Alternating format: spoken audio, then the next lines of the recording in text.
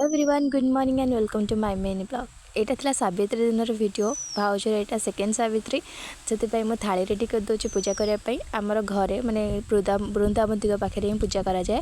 तो थाली रेडी करके सानबू को देती। सानबू आसी पूजा करा।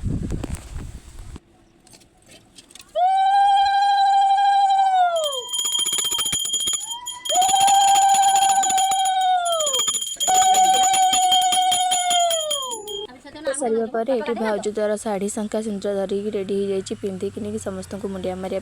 ये जिनसा मत बहुत बड़ा लगे। मुझे खाईदेली आग तापर आम छतु मसला तरकारी मुझे भाउजर तो उपास।